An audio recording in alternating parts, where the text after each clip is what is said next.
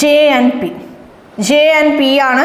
നോക്കിക്കോളൂ, mouth open ആയിരിക്കുന്നത് ആരിലേക്കാണ്? പിയിലേക്കാണ്. എല്ലാ മൗത്തും ഓപ്പൺ ആയത് പിയിലാണ്. സോ ഫസ്റ്റ് സ്റ്റേറ്റ്മെന്റ് ഒഴിവാക്കാം. രണ്ടാമത്തത് ജെ ആൻഡ് പി, മൗത്ത് എല്ലാം ഓപ്പൺ ആയിരിക്കുന്നത് പിയിലേക്കാണ്. സോ രണ്ടാമത്തതും നമുക്ക് ഒഴിവാക്കാം. J and P mouth open ആയത് പിയിലാണ്, നമുക്ക് അതിനെയും ഒഴിവാക്കാം അല്ലേ?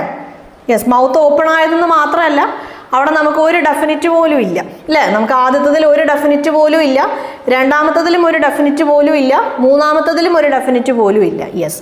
ഇനി നാലാമത്തെ ഓപ്ഷൻ നോക്കിക്കോളൂ, ജെ ആൻഡ് പി പറയുമ്പോൾ ആ സിമ്പിൾസ് രണ്ടും രണ്ട് ഡയറക്ഷനിലാണ്. സോ നമുക്ക് ഇത് കൺസിഡർ ചെയ്യാൻ പറ്റും അല്ലേ?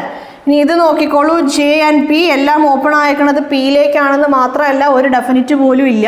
സോ നമുക്ക് ഇതിനെയും ഒഴിവാക്കാം. Option number 4 is our answer. നാലാമത്തതാണ് നമ്മുടെ ആൻസർ. ഇവിടെ എന്താണ്? ഇത് രണ്ടും അല്ല, നോ റിലേഷൻ ആണ് നമുക്ക് കിട്ടണം അല്ലേ? സിമ്പിൾസ്